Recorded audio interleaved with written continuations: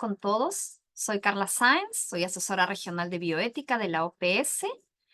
Antes de darles la bienvenida a esta sesión, quiero hacerles saber a aquellos que quieren escuchar la traducción que hay disponible traducción en inglés. Those of you that want to speak English and want to listen to our webinar in English, please go on the bottom of your screen.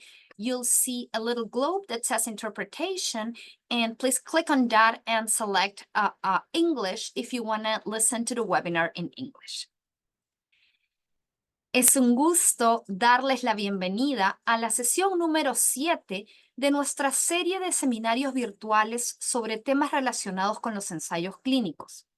Esta serie de seminarios virtuales es coorganizada por el Programa Regional de Bioética, que hace parte de la Unidad de Ciencia y Conocimiento para el Impacto del Departamento de Evidencia e Inteligencia para la Acción en Salud de la OPS, y la Unidad de Calidad y Regulación de Medicamentos y Tecnologías Sanitarias de la OPS, que hace parte del Departamento de Innovación, Acceso a Medicamentos y Tecnologías Sanitarias. En esta sesión vamos a hablar sobre los contratos de investigación y las pólizas para los ensayos clínicos. Y quiero iniciar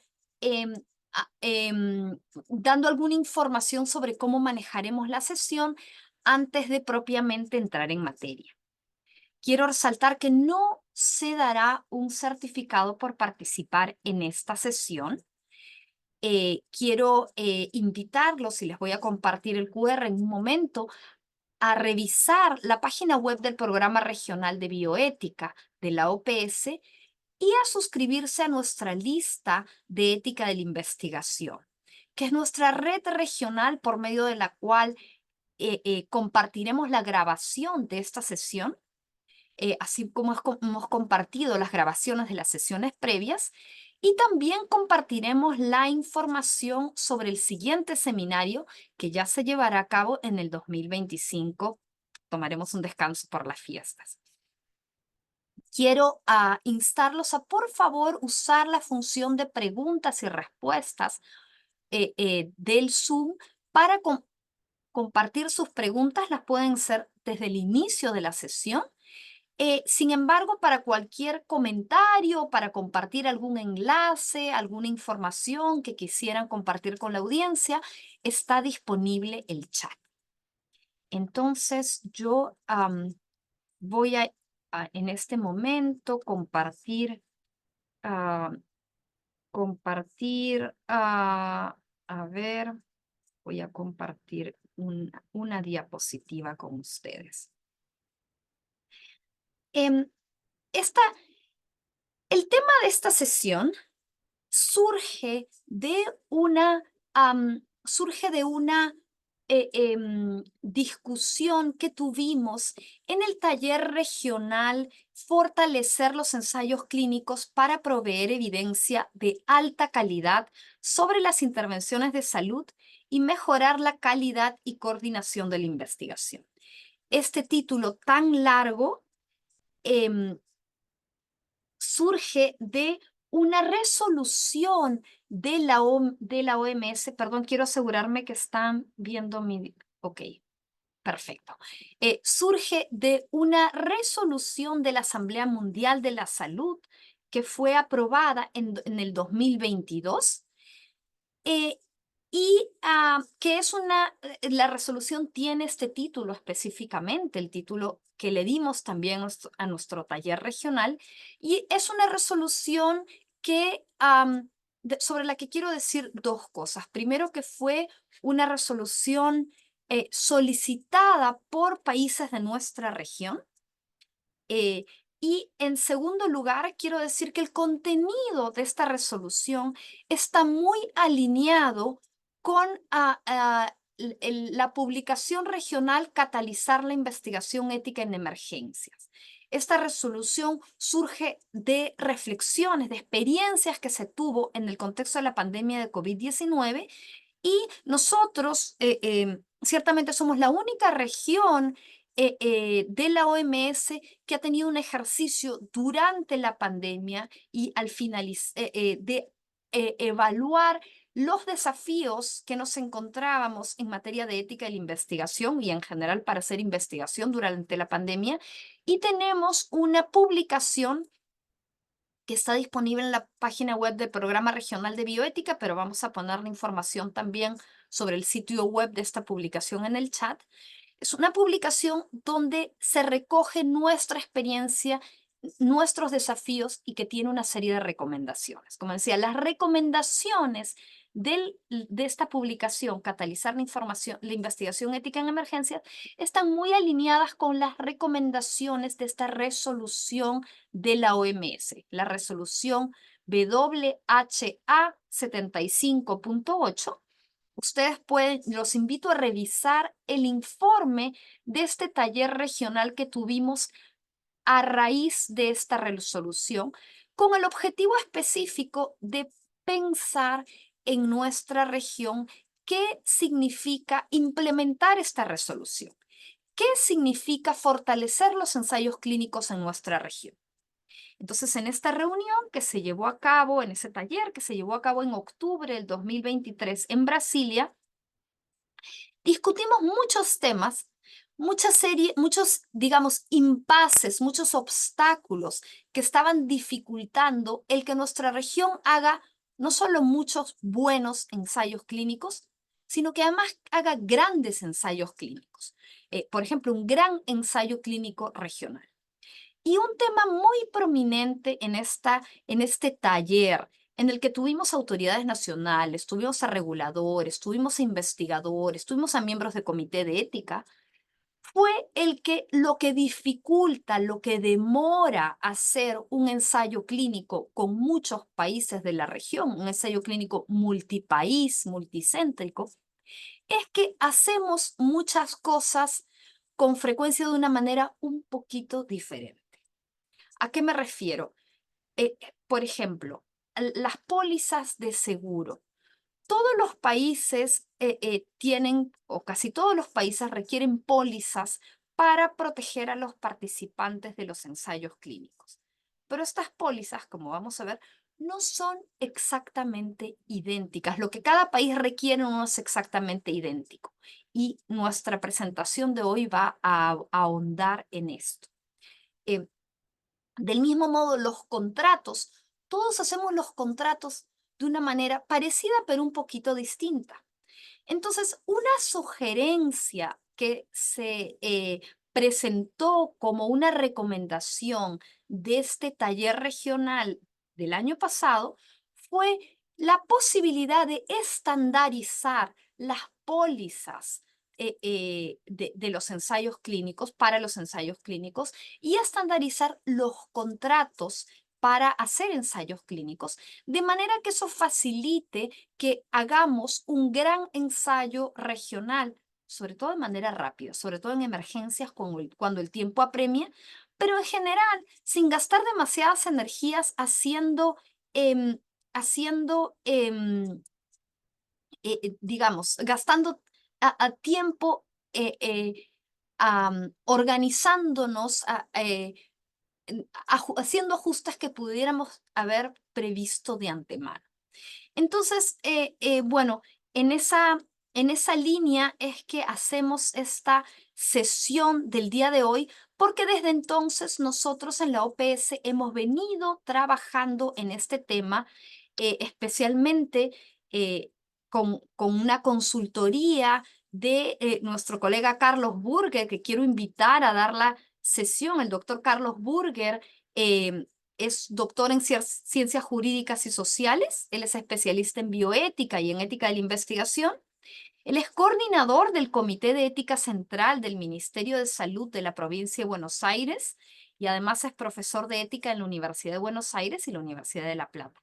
Sin embargo, Carlos ha sido además consultor de la OPS para trabajar en estos temas relacionados a los ensayos clínicos, específicamente a los contratos y a las pólizas de seguro. y es en esta capacidad que quiero invitarlo a presentar el día de hoy sobre el tema.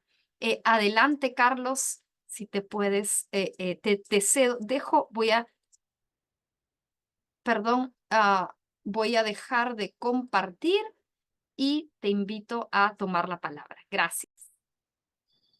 Bueno, muy buenos días, muy buenas tardes. Mi agradecimiento, Carla, Sara, equipo de OPS, en haberme convocado para esta tarea. Tarea que, como bien dijo Carla, está apuntando a ver cómo logramos aunar esfuerzos, unificar, estandarizar en la región un aspecto que suele ser bastante conflictivo, vinculado a los contratos y a las pólizas de seguro. Bien, particularmente hay que tener en cuenta que la importancia que tiene el régimen contractual en materia de ensayos clínicos es de tal capital importancia que podemos tener la evaluación de parte de un comité de ética, podemos tener la aprobación de parte de las autoridades regulatorias, pero si el contrato de investigación clínica no se firma, entonces allí tenemos un problema y obviamente todos nuestros esfuerzos habrán sido en vano. Yo voy a hacer una presentación de lo que ha sido el trabajo de esta consultoría.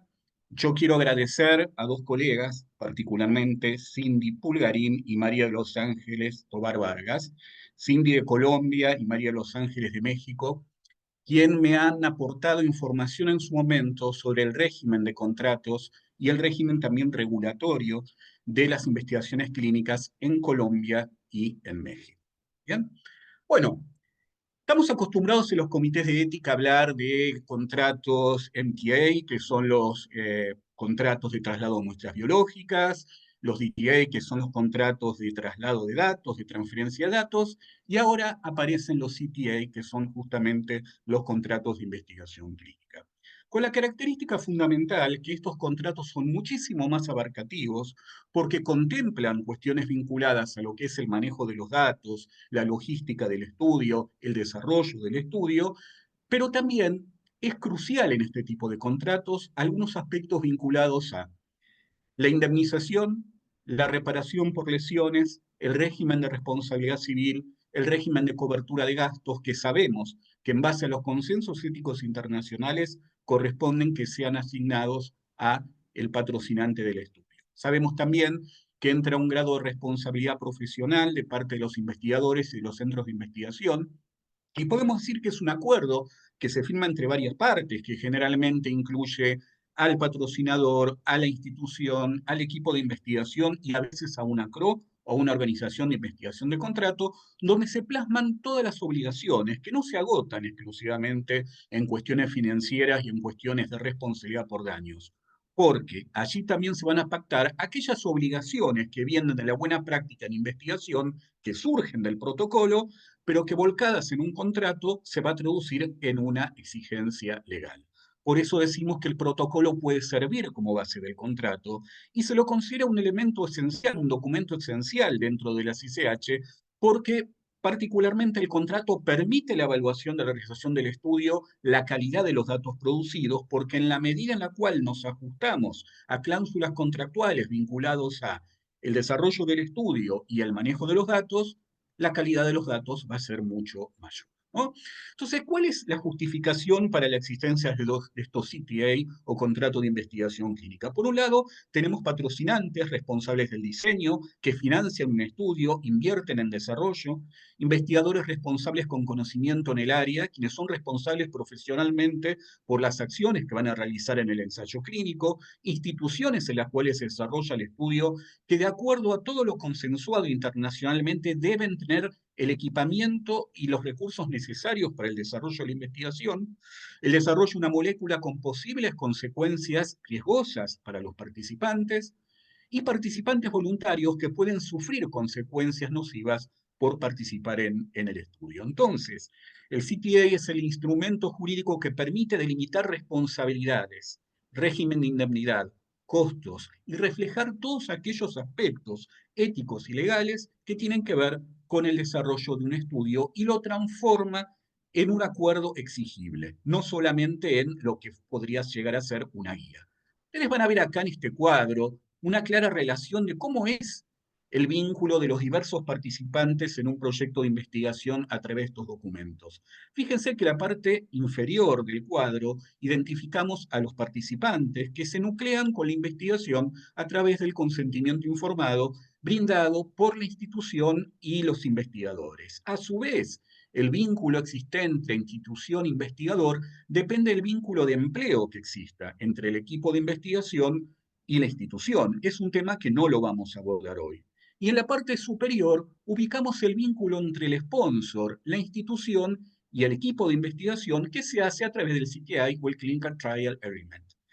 Evidentemente, si hacemos una relación entre la parte inferior y superior del cuadro, todo aquello que esté garantizado, prometido, asegurado del consentimiento informado, deberá estar reflejado en el CTA, individualizando las partes que son obligadas a cumplir con este tipo de responsabilidades. De ahí entonces la importancia fundamental de unificar criterios en materia de contratos.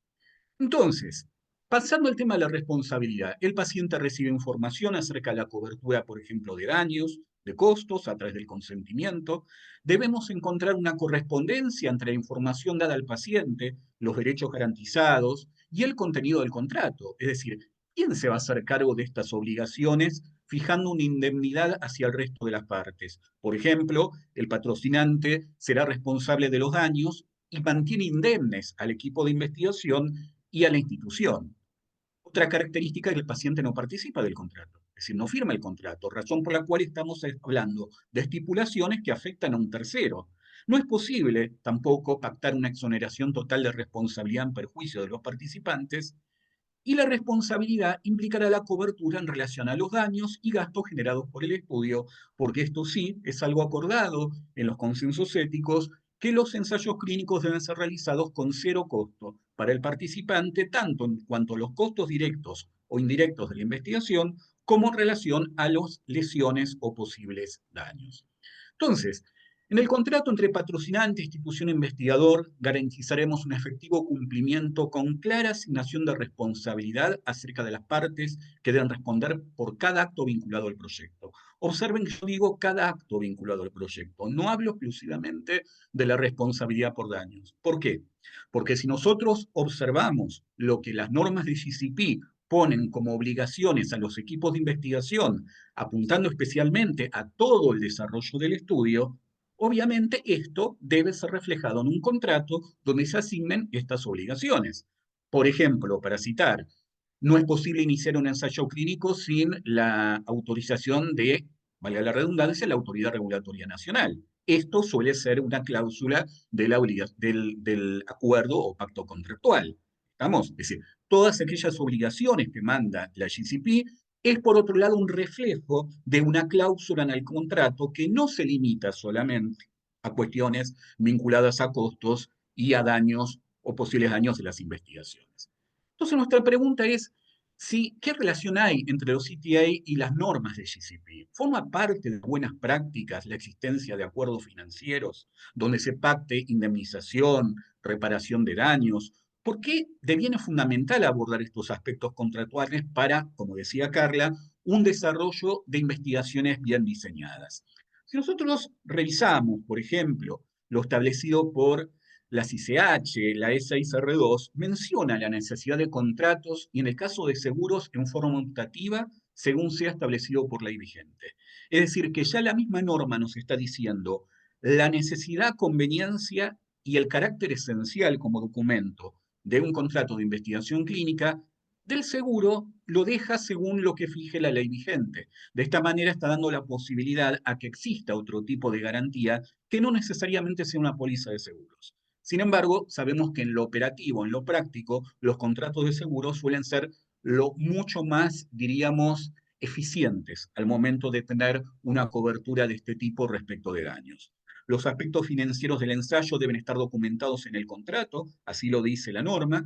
En el caso de producirse daños relacionados con el ensayo, las pólizas y procedimientos del promotor deberán cubrir los costos de tratamiento de acuerdo con lo que fije la legislación y se considera un documento esencial. Ahora, respecto de los seguros, todas las normas de GCP nos mencionan que Si lo requiere la legislación vigente, el patrocinador deberá contratar un seguro.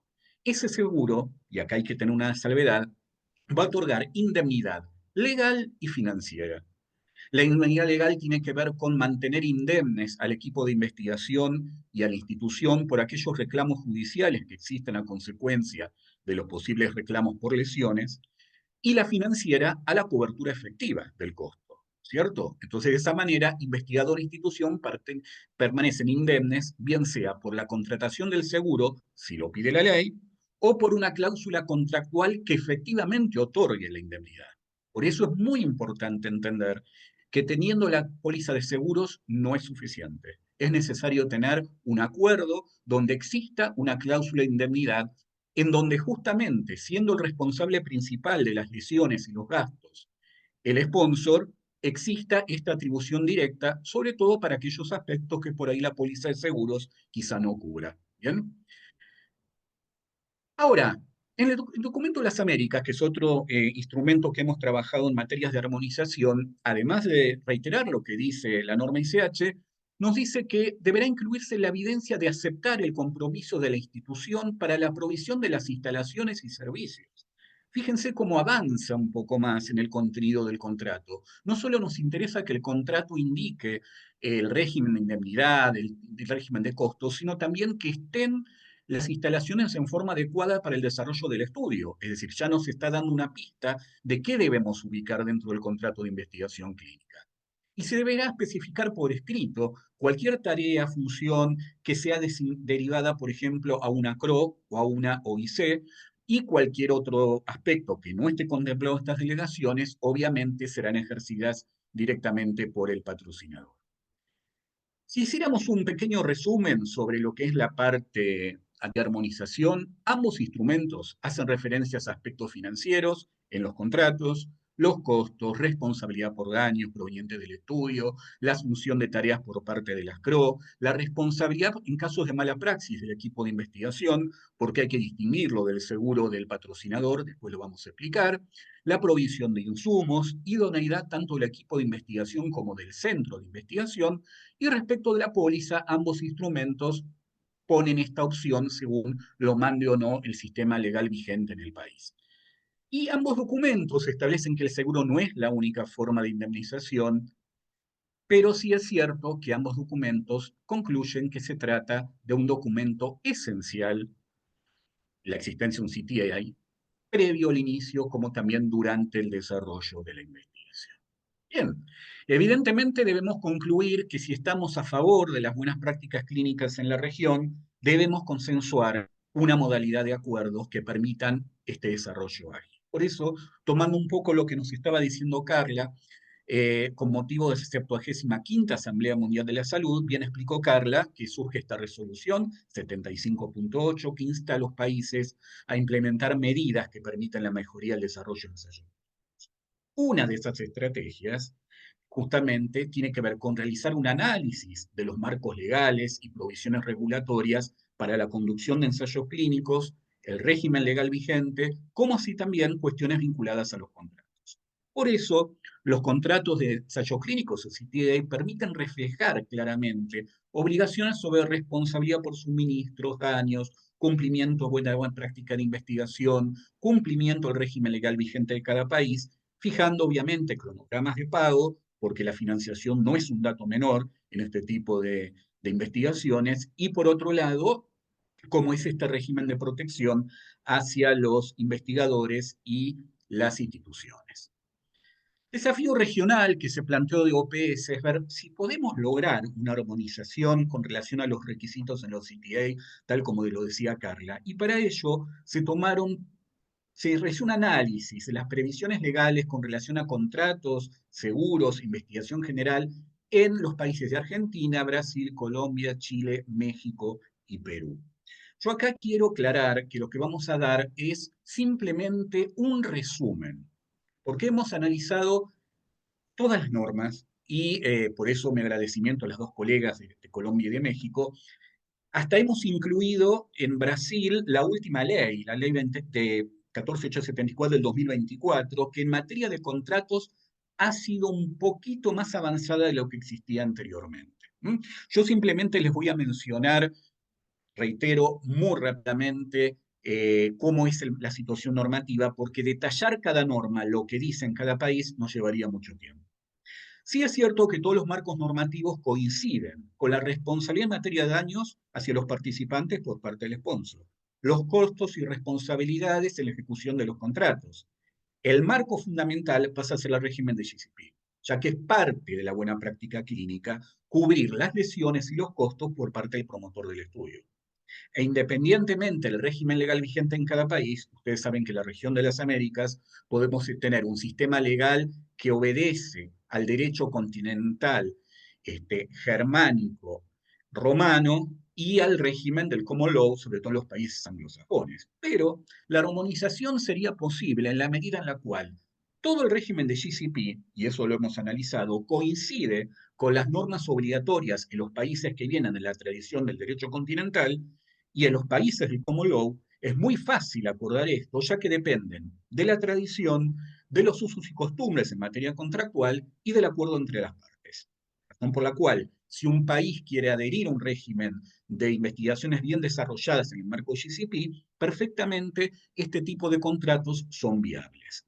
Y las normas vinculadas a los países adhieren en mayor o menor medida al régimen de responsabilidad y obligación en la ejecución de estudios que indican las normas de GCP. ¿Por qué quiero decir esto? Porque no todas las normas son un fiel reflejo de GCP, no son GCP compliance, sino que en mayor o menor medida lo hacen, en cuyo caso habrá que estudiar en algunos países cómo adherir a la buena práctica, pero en cierta manera tienen ese estándar aún sin que hubiesen adherido explícitamente. ¿Mm?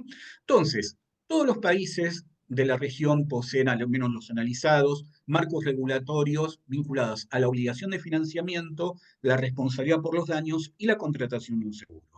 En el caso de Argentina hemos analizado la resolución 1480 del Ministerio de Salud de la Nación, la disposición del MAT. En esos casos no se habla del contenido de cláusulas específicas, pero sí fija en cabeza de los comités de ética la obligación de evaluar los contratos y indica qué tiene que evaluar del contrato, por lo cual indirectamente está fijando las cláusulas que debe tener un contrato. En Brasil se han analizado la resolución de Anvisa, como también la última ley. También hemos trabajado sobre las normas anteriores que establecían la intervención de la CONEPI, de todo el Sistema Nacional de Evaluación.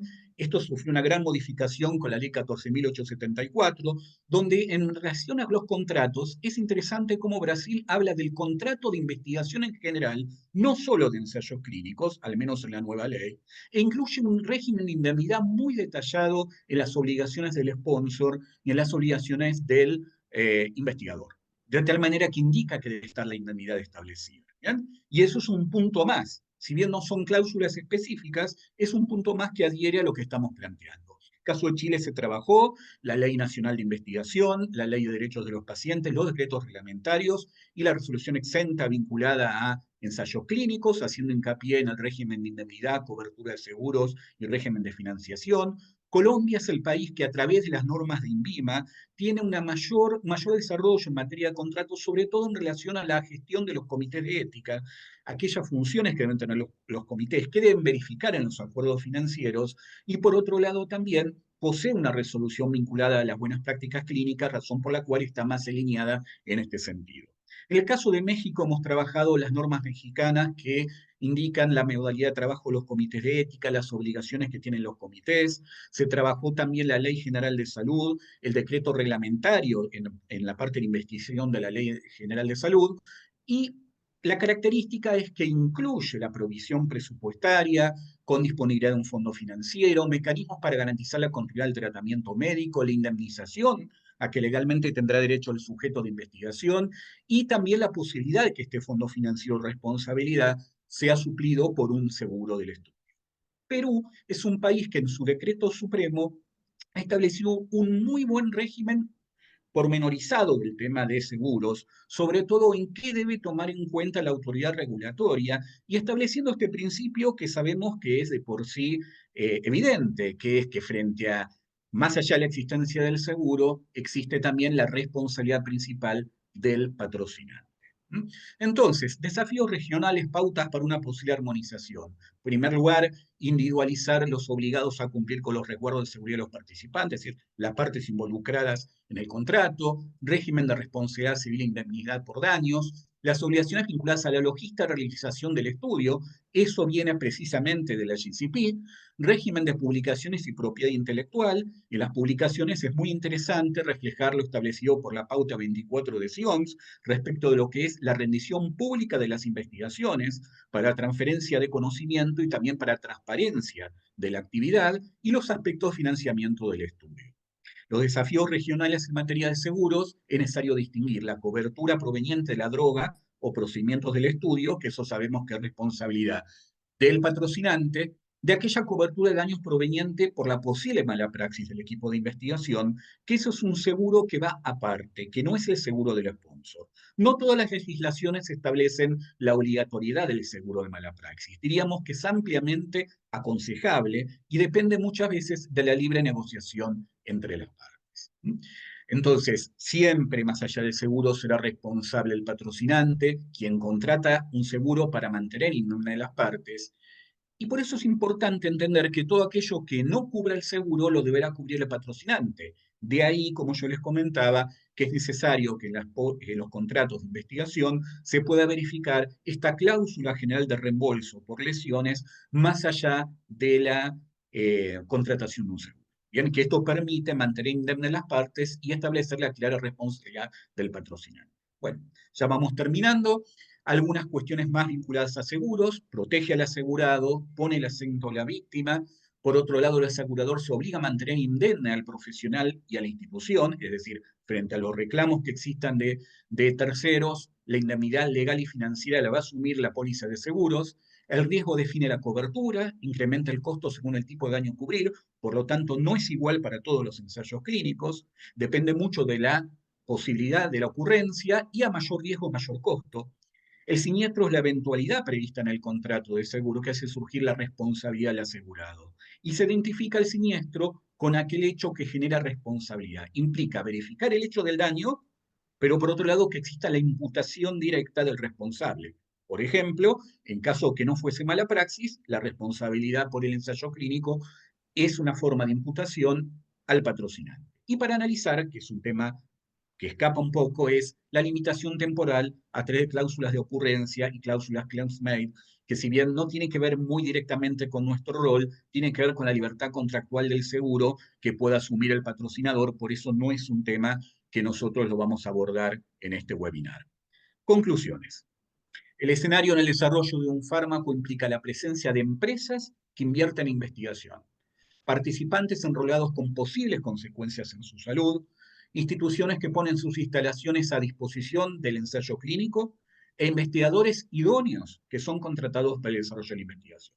Evidentemente, con toda la complejidad de relaciones y obligaciones asumidas, es como que un CTA es prácticamente mandatorio, más allá de que lo establezca la buena práctica, porque estos contratos permiten plasmar el régimen de obligaciones entre las partes, la responsabilidad por el cumplimiento de las promesas realizadas a los participantes, por ejemplo, a través del consentimiento informe.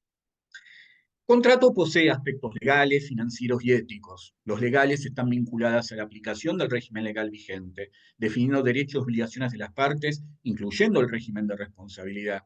Los aspectos financieros buscarán la justa remuneración del equipo de investigación, la asunción de costos que debe solventar el estudio, incluyendo también el régimen de responsabilidad por lesiones, y los aspectos éticos están vinculados a que cada obligación ética asumida en el consentimiento o que conocemos todos que están plasmados en los consensos éticos internacionales se vuelvan en un acuerdo exigible legalmente. Eso hay una diferencia muy importante desde el punto de vista operativo para el momento en el cual haya que ejercer una acción judicial, ¿verdad? Es decir, inclusive la ecuación riesgos-beneficios, sabemos que nuestro principal, diríamos, lema sería mitigar los riesgos de una investigación, pero cuando los riesgos son evidentes y son conocidos, es la reparación, la forma o la obligación ética para poder contribuir en algo a la salvaguarda de los participantes. Y esto implica necesariamente un CTA que tenga estas previsiones. Por último, entonces, Trabajar en un modelo de contrato armonizado a nivel regional permitirá otorgar mayor seguridad al momento del patrocinio, como así también correlaciona los estándares de protección de los participantes. Si nos ponemos de acuerdo en la región sobre cómo respetar y salvaguardar derechos en los contratos de investigación clínica, más allá de toda la cuestión operativa vinculada a la buena práctica clínica, habremos logrado entonces evitar diversos estándares en el cumplimiento de las garantías establecidas en los consensos éticos internacionales. Y ahí, muchas gracias, hemos terminado.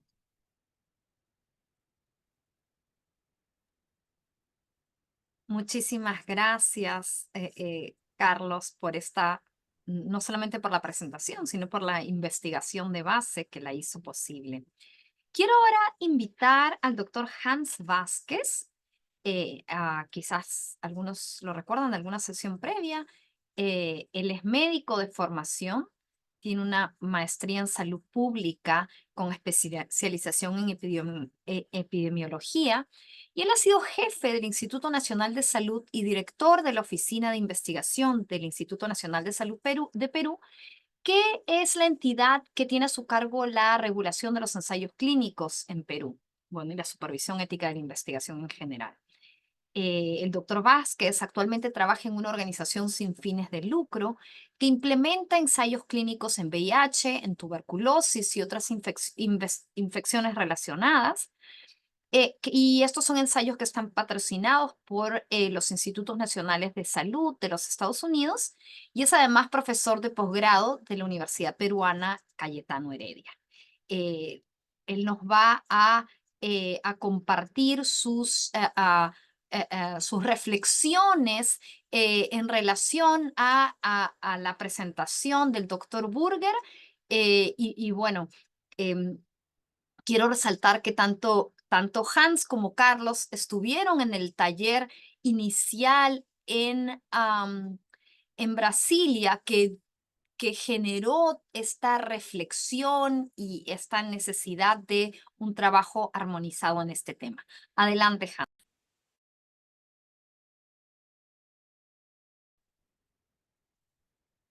Eh, bueno, muchas gracias, Carla, por la presentación. Gracias a OPS por la invitación a este webinar. Eh, Gracias a ti también, Carlos, por la presentación tan completa que has tenido. Eh, y voy a hacer algunos comentarios generales, ¿no? En general, no sé qué más decir de lo que ha comentado Carlos. Realmente ha sido una presentación completa sobre este tema tan complejo de abordar y que tiene muchas aristas, ¿no? Y cada país lo está trabajando de manera diferente en general de acuerdo a sus regulaciones, a sus acuerdos administrativos y aspectos legales que rigen cada país. Como decía Carla al inicio, todo lo que motiva esto es la resolución del 2022 que busca tener más y mejores ensayos clínicos que respondan a las necesidades de nuestros países, ¿no? Y en ese contexto del cual quiero comentar brevemente lo que ha dicho Carlos, ¿no? Sabemos bien que los aspectos claves en este contexto, y recogiendo lo último que decía Carlos, es que los contratos tienen que haber de todas maneras en el marco de la implementación de los ensayos clínicos, ¿no? Así como aspectos claves que mandan las buenas prácticas clínicas para la implementación de los ensayos clínicos es la protección de los participantes, que el recojo de los datos y la información sea adecuado. Los países han recogido también regulaciones que responden, en el caso de Perú, y recogen las buenas prácticas clínicas recomendadas a nivel internacional, eh, incluyendo la Organización Mundial de la Salud y los documentos que ha publicado también la Organización Panamericana de la Salud. Y en ese contexto se establecen responsabilidades, responsabilidades del investigador, del patrocinador, de la organización de investigación por contrato, que es el intermediario, y diferentes actores, ¿no? Y se deben establecer claramente las delegaciones de responsabilidades entre todos estos actores, eh, y la manera en la cual se tiene que establecer esto es a través de los contratos. Muchos de nuestros países lo han recogido en las regulaciones y en sus normas de manera específica, tal que los contratos, por ejemplo, en el caso de Perú y otros países de la región, recogen básicamente lo que dice la regulación del país, ¿no? Donde de manera específica en muchos casos se establecen aspectos específicos de responsabilidades de los patrocinadores, de los investigadores, de las organizaciones de investigación por contrato y todos los que eh, son responsables de la implementación de los ensayos clínicos, inclusive de las instituciones, hospitales, establecimientos públicos o privados donde se desarrolla el ensayo clínico. Incluso en muchas de los hospitales o de los establecimientos públicos o privados hay diferentes centros de investigación. Y en ese sentido, muchos de nuestros países, como en el caso de Perú, se ha recogido de alguna manera en la regulación la corresponsabilidad de la institución de de estar velando por los aspectos relacionados a la protección de los participantes y que la información se recoja de manera adecuada dentro de la normativa propia de los establecimientos públicos y privados, ¿no? Que existen. Además de los países como el Perú, por ejemplo, se exige una póliza, que es una póliza de responsabilidad civil, como decía Carlos, muy bien, que cubra diferentes aspectos y no solo los financieros, sino también de responsabilidad. Y hay diferentes modalidades de contrato también, no solo en cuanto al contenido, ¿no?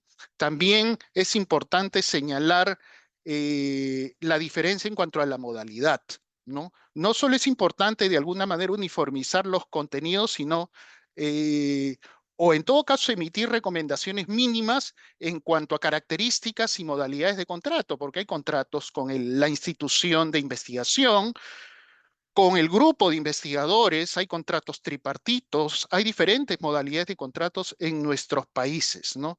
Tanto como da soporte nuestra burocracia, digamos, y aspectos legales que existen en nuestros países, que a veces están desarrollados más para la atención pública, para la práctica clínica y para la investigación está muy poco desarrollado, ¿no? Entonces, y es así que las instituciones y el mismo sector público, las instituciones privadas y públicas, se ven en la necesidad de crear y tratar de innovar ordenamientos que permitan el desarrollo adecuado de los ensayos clínicos, ¿no? De tal manera que incentive cada vez más y mejores ensayos clínicos, pero a la vez estos permitan proteger de manera adecuada a los participantes, que se recojan los datos de manera adecuada,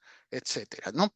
Como decía también Carlos, y me pareció muy importante, es que los contratos y estos ordenamientos jurídicos responden en concreto a lo que establece el protocolo, responde a la ciencia, ¿ok? Lo que empuja todo esto es la ciencia, que se plasma en un protocolo. Y del protocolo se generan los contratos no salen en el aire. Entonces, es importante que los contratos recojan los aspectos generales, pero también de alguna manera, ya en la especificidad, los aspectos propios de los protocolos, ¿no? Eh, y hasta aquí quiero comentar brevemente los aspectos que Carlos ha tocado. Me parece que el tema de los contratos es necesario, que el tema de la póliza, cada país lo está generando de manera, digamos, particular. En el caso del Perú, por ejemplo, aparte de lo que Carlos señalaba y los ordenamientos de la póliza, también en el reglamento está la obligación de que el patrocinador cuente con un fondo de atención inmediata. Es decir, no solo es la póliza, sino un fondo de atención inmediata de manera obligatoria que permita cubrir los problemas inmediatos eh, ante cualquier problema de un participante. Y esto usualmente está en los contratos. Básicamente eso es lo que quería comentar de manera inicial.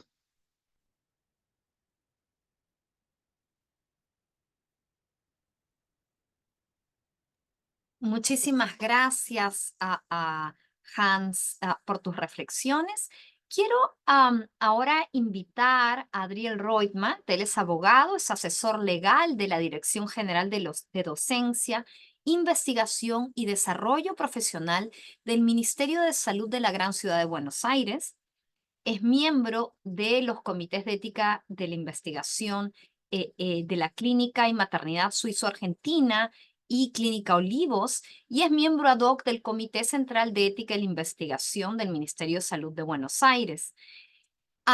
Adriel ha estado trabajando como consultor de la OPS también en estos proyectos que quiero adelantar. El objetivo de la OPS es proponer a la región sobre la base de un análisis, del análisis que les ha presentado a Carlos, del panorama regional y a la luz de los estándares internacionales, proponer una versión estandarizada de protocolos y pólizas de seguro.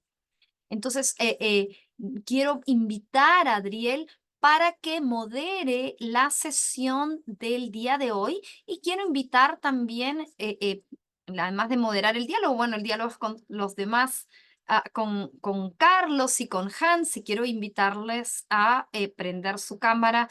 También le doy la palabra a Adriel. Bien, muchas gracias, Carla. Gracias a Carlos, a Hans, a Sara, a todos los que son parte de este webinar. Hay muchas preguntas. Habitualmente los abogados que trabajamos en salud estamos acostumbrados a ser nosotros los que no entendemos sobre lo que hablan los demás, y ahora se invirtió esa carga, con lo cual nos ponen en un lugar de preferencia. Yo quisiera empezar con una pregunta que es, puede ser para Carlos, puede ser para Hans, incluso para Carla también, sobre cuál es el rol que creen que debiera tener el Comité de Ética en Investigación en la evaluación de los contratos y de las pólizas de seguro. Y en tal caso, y quizás más orientada para Carlos, es cuáles son las experiencias en los diferentes lugares de la región respecto a eso. Bueno, es un tema, tamaño tema porque nos encontramos con una situación un poco diversa en cada país, ¿no? Argentina es el país que más responsabilidad le ha puesto a los comités de ética en el tema de contratos a través de la resolución 1480/11 del Ministerio de Salud de la Nación. Esto ha generado a veces un poco de controversia en los comités para saber hasta qué punto debe involucrarse el comité de ética, sobre todo porque muchas cuestiones contractuales dependen de negociaciones institucionales con patrocinantes y el comité de ética está fuera de ese ámbito de negociación, ¿no? En caso de Argentina, esta resolución establece más o menos son 8 o 9 puntos básicos en los cuales el comité debe tener injerencia.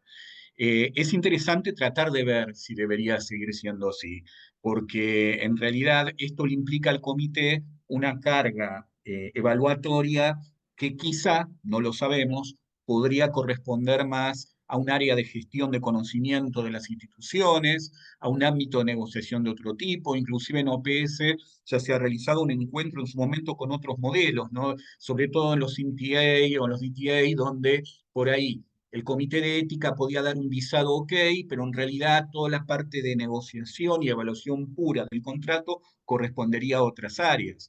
De todos los países de la región, el que más le ha dado responsabilidades a esto ha sido la Argentina. Bien, después vemos el caso, por ejemplo, de Colombia, de México, donde establece pautas muy generales que tendría que tener en cuenta, sobre todo para la cobertura. Hay un tema que dijo Hans recién que es muy interesante. Él mencionó que en el caso de Perú se establece este fondo que debe tener de responsabilidad el patrocinante más allá del seguro para responder a los tratamientos. Efectivamente, como lo que dijo Hans, tiene que ver con esta responsabilidad por las lesiones que debe afrontar de entrada el patrocinador, y el seguro viene en forma subsidiaria y en forma solidaria. Es muy interesante lo que planteó Hans, porque ese punto que tiene que ver con una cláusula vinculada a las posibles lesiones que debe cumplir y el fondo que debe tener para satisfacer esta responsabilidad es mandatorio en un contrato, porque en el fondo, como dice la norma peruana, que muy bien lo establece el decreto supremo, más allá del seguro está la responsabilidad del patrocinador. Y esto es algo que en OPS estuvimos trabajando dentro del modelo de contrato, dentro del contrato estandarizado que se busca esta previsión. Entonces quizá podríamos decir que el comité de ética quizá podría tener un rol mucho más simple de verificar esto, porque si el comité de ética, entre otras funciones, va a estar muy movido por la ecuación riesgos-beneficios, le va a interesar que aquellos riesgos que estén informados en el consentimiento tengan efectivamente un cumplimiento de cobertura y no sea una simple carta de intención. Pero la verdad, el país que más ha trabajado esto, no digo que esté bien o que esté mal, sino que es para revisar, es Argentina, donde le ha puesto mucha responsabilidad a los comités de ética. Gracias. Carlos, yo quería complementar, digamos, creo que es bueno tener un análisis de qué hacemos y qué debiéramos hacer. Y tener la claridad de que muchas veces en este tema y en otros temas en nuestra región, manejamos las cosas con lo que podemos. ¿Ok? Tenemos una situación difícil y buscamos soluciones según lo que hay. ¿Quiénes están sentados en la mesa? ¿Quiénes pueden asumir responsabilidades? ¿Quiénes tienen el compromiso? Etcétera, etcétera. Pero esas soluciones en respuesta a la necesidad no siempre, y lo sabemos, no es que sea ninguna sorpresa, son soluciones en respuesta a la necesidad. No son soluciones sobre lo que debiera ocurrir. Un comité de ética no tiene la pericia, la experiencia, el entrenamiento para abordar temas de contratos legales. Por supuesto, hay un aspecto de la dimensión ética que requiere, hay obligaciones éticas que se plasman en los contratos, pero propiamente revisar un contrato es materia de expertos legales y si bien es cierto que en países como Argentina y en otros países en la región, esta revisión recae enteramente en los comités de ética, esta es una solución en vista a la necesidad. Debiera haber expertos legales en las instituciones que hagan una revisión legal que un comité de ética no tiene el entrenamiento de hacer. Si ustedes revisan las pautas de SIOMS, aquí no dice en ninguna parte comité de ética. El comité de ética revisa protocolos de investigación, revisa consentimientos informados. Pues, digamos, uno siempre hablamos de sistemas de ética en la investigación. Uno revisa que algo se haga. Revisa que el ojo de X, Y y Z se haya puesto. No necesariamente significa que uno sea quien lo haga. Creo que es importantísimo tener esta reflexión porque conforme transitamos, conforme nuestra región transita a un mayor rigor, a hacer más y mejores ensayos clínicos, pues vamos a tener que estar asegurando que las piezas que en nuestro sistema están ausentes y efectivamente, Carlos, creo que vimos muchas de esas piezas cuando hablamos de los MTAs, ¿no? De los acuerdos de transferencia de materiales, vamos a tener que buscar que esas piezas se llenen, ¿no? De la manera más profesional, más acorde, porque yo ya me imagino que muchos de ustedes que están en comités de ética están pensando, Dios mío, pero si a duras penas nos damos abasto para revisar y monitorear, entonces ahora además tenemos que fungir de experto legal, que como bien decía Adrián, muchos de nosotros, como, bueno, o sea, no, y tampoco en ningún lugar dice que la persona que pudiera tener un expertise legal, que miembro de un comité de ética tiene que tener como un trabajito extra de revisar los contratos. Tampoco dicen ningún estándar internacional. Gracias. Sí, bueno, ya dijeron todos, yo me iba a ir, justamente iba a comentar lo que acaba de decir Carla, ¿no? Eh, de- Creo que debiéramos pensar esto como un sistema, ¿no? Es decir, no todo tiene que hacer el comité de ética, digamos, a veces desde la perspectiva de quien regula, yo no estoy ahora regulador, pero he tenido la experiencia, quisiera que antes de que llegue donde regulador, me llegue bien y que el comité de ética me revise todo lo que yo también voy a revisar, ¿no? Incluso, ¿no? El regulador tampoco necesariamente va a estar viendo los contratos, ¿no? Aunque lo puede verificar, en el caso de Perú, en las inspecciones siempre, ¿no? Pero me parece que, y también los comités de ética no suelen ver los temas de contrato. En todo caso, los comités que son acreditados para ensayos clínicos no suelen verlo, ¿no? Y eso es lo que puedo comentar, ¿no? Bueno, a propósito del tema, entre los comentarios estoy leyendo que ciertamente en la región los comités suelen tener un abogado. Por ejemplo, en Argentina es mandatorio tener un abogado entre los miembros del comité. Entiendo que hay alguna diversidad entre los diferentes países, pero si no es obligatorio, a veces creen que es conveniente que integremos comités de ética en investigación. Y muchas veces sucede que el mismo abogado que integra el Comité de Ética en Investigación es también el abogado de la institución, y revisa con ese doble rol los aspectos legales en defensa de la institución y los aspectos éticos legales, si se quiere, desde el comité. Eh, ¿Ustedes consideran que es adecuado ese formato? A ver, En todo, retomo. en to- Dale, dale, Hans. no, no, no. Simplemente parto de la idea de que los comités debieran y siempre están preocupados por la protección de los participantes, ¿ok? Y en ese sentido, están muy preocupados por el tema de la compensación, están muy preocupados por los requisitos, digamos, relacionados al balance beneficio-riesgo. eh, Normalmente no ven temas de contrato. Entiendo que en algunos países tiene que haber un abogado, en otros no necesariamente, aunque debe haber pericia legal, ¿no? Es un tema complicado. A ver, Carla, te doy la palabra. Sí, efectivamente, un comité de ética no está ni situado, ni tiene la preparación, ni tiene el mandato de revisar este tipo de documentos. Que se hacen muchas cosas porque cuando no hay otros recursos, uno busca que las cosas se hagan. Y digamos, más que verlo en el sentido como una crítica, es que estamos buscando soluciones, ¿ok?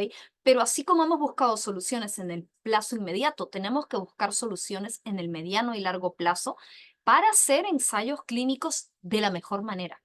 Y eso supone asegurar el expertise por fuera del comité de ética para hacer estas revisiones. Un comité tiene que hacer un análisis ético a la luz de las pautas de SIOMS, enfocarse en eso y debiera idealmente contar con otros recursos, con otras oficinas, con otros expertise que, hagan esta parte de la revisión. Un comité de ética no es el multitodo, ¿ok? Un comité de ética tiene un mandato específico, una tarea específica, una obligación específica y eh, eh, eh, hay cosas que escapan a su tarea. Nuevamente, insisto, como no en la mayoría de nuestras instituciones la práctica de hacer investigación no está suficientemente fortalecida, al comité de ética se le ha agregado una lista de cosas que van más allá de su mandato, de su expertise, de los estándares éticos internacionales, pero debiéramos ver que esas tareas se cumplan de la mejor manera, que es por fuera del comité de ética. Sí, por Bien, ejemplo, perdón. quizás en algunos países la regulación es tan explícita que los contratos básicamente replican lo que señala. Por ejemplo, en el Perú, en los temas de las pólizas es algo explícito, es un requisito legal a la hora del sometimiento y la autoridad, como decía una persona en el chat, la autoridad la revisa en detalle, la póliza, ¿no? La autoridad reguladora revisa en detalle la póliza, en mucho detalle, ¿no? Entonces, em, em, y la póliza responde a un ordenamiento jurídico, digamos, nacional sobre las pólizas, ¿no? En general. Em, Quizás en otros países las regulaciones no son tan explícitas y a lo mejor otros cuerpos se ven en la necesidad, otros cuerpos regulatorios o éticos se ven en la necesidad de revisar todo eh, o quieren revisar todo, que es otra cosa, ¿no? Ese es, lo hago un comentario, a modo de comentario. Quizás un poco lo que estaba diciendo Carla, ¿no? Lo que ocurre con los comités. Ella comentó, bueno, a un equipo interdisciplinario con expertise en área de investigación, le tocó, podríamos ir al comité de ética en estas instancias, en estos momentos, trabajar este tema. Yo creo que una solución intermedia, porque también nos ha pasado de vincularnos los comités con áreas legales que deberían, en el mejor de los casos, dedicarse al tema contractual, la falta de experiencia y de expertise en el tema. Entonces, quizás se centran mucho en algunas cuestiones financieras, en algunas cuestiones generales vinculadas al régimen general de contrato, pacto comisorio, cláusulas de rescisión, resolución, etcétera, y aquello que les interesa a los comités de ética no prestan atención. Entonces, por ahí una solución intermedia podría ser, como bien dice Hans, ¿cuál es el objetivo principal de un comité de ética? ¿Qué es lo que le importa, por ejemplo, en cuanto a la seguridad de los participantes, la responsabilidad por daños, porque eso sí tiene que ver con proteger a los sujetos, y que en definitiva darle directrices, diciendo como comité de ética, a mí me interesa que en el contrato esté presente tal cosa, y que eso sea una directriz de análisis que pueda tener el área legal de la institución, etcétera, para así no contradecir algún criterio ético, porque si no, de lo contrario, también tendría que trabajar el área legal que revisa los contratos la extensión de los consentimientos informados, porque hay una relación entre consentimiento informado y contrato. Entonces, imaginémonos, nosotros como comité de ética tenemos un POES establecido en materia de qué debe tener un consentimiento. Bueno, para que esas garantías se tornen efectivas, tiene que haber una realidad bajada a través de un contrato. Entonces, uno como comité de ética le podría dar una directiva a esa área legal que se va a encargar del contrato. Bueno, como comités de ética nos interesa que los contratos de nuestra competencia veas esto. El resto ya es competencia tuya. Esa podría ser una solución intermedia, ¿no? Solo antes de darle Excelente. la Sí. palabra a Adriel de nuevo, creo que hay que tener presente que cuando uno habla de un sistema, cuando hay tareas con distintas partes, para que sea un genuino sistema, tiene que haber una coordinación, una colaboración. Como por ejemplo lo menciona Carlos ahora, el que la tarea la haga otro, no significa que sea sin diálogo o sin coordinación. Lo mismo ocurre con entre los comités de ética y la Autoridad Regulatoria Nacional. Que a una tarea la haga otro no quiere decir que no deba haber un diálogo, una coordinación, ¿no? Perdón, Adriel. No hay problema. Excelentes las respuestas. Voy a cambiar un poco el foco, también basándome en muchas de las preguntas que hicieron. En realidad, la exposición de Carlos estuvo muy orientada, y en realidad la de los tres, muy orientada al esquema tradicional de ensayos clínicos de la industria farmacéutica. Entonces, se mencionaba mucho al patrocinador, se hablaba de acuerdos o de convenios tripartitos o con 4 partes si hay una CRO involucrada. Y yo, entonces, quiero preguntarles, ¿qué es lo que sucede para los casos de ensayos clínicos con intervención en seres humanos, pero que no tienen patrocinio de la industria farmacéutica, o en tal caso, aquellos que no tienen patrocinio, que es el investigador su propio patrocinante, por decirlo de alguna manera? ¿Cómo funciona el esquema tanto del contrato como el esquema de la póliza de seguro? Bueno, eh, no, me causa gracia porque son realmente preguntas muy puntuales y que son coyunturales. Voy a empezar al revés. Cuando vos decías qué pasa cuando una persona es, digamos, el propio responsable del diseño del estudio, el que lo va a conducir, no hay un patrocinio que sea más allá de la institución, no hay un responsable que no sea el propio investigador, que es lo que nosotros llamamos, al menos a mí me ha pasado, proyecto de investigación, iniciativa del propio investigador, que a veces suele tener algún apoyo de otro tipo de una institución externa, pero el responsable es el investigador, ¿no? Ahí aparece ese doble rol que mencionas vos. Entonces, lo que sí es una tarea del comité en ese caso, no me maten porque pareciera ser que uno le tira más trabajo a los comités, pero sí es definir el comité si en esas condiciones, por ejemplo, en un estudio de bajo riesgo, sería necesario o no un contrato, sobre todo por el tipo de obligaciones que genera ese protocolo. Porque ya no va a estar la parte financiera, como bien decís vos. Ya no va a estar más la responsabilidad de un tercero que financie.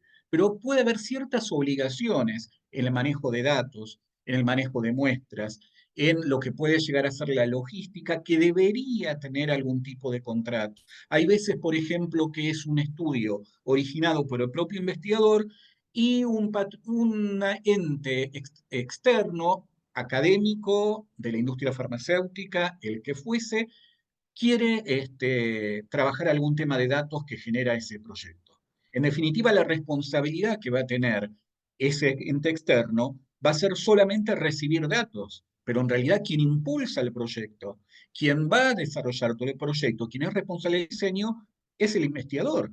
Entonces, en ese caso se invierte muchísimo el tema, porque el investigador debería poder llegar a tener un contrato que le permita transferir datos a ese tercero que no participó en el estudio y que tiene interés en los resultados. Esto ha pasado con muchos estudios observacionales sobre drogas ya aprobadas, donde no está la figura del patrocinador que está impulsando el estudio, sino que se enteró un patrocinador, un laboratorio, que un investigador hizo un estudio observacional con recopilación de datos que le viene perfecto para su desarrollo y decide querer acceder a los resultados. Y eso va a generar un contrato.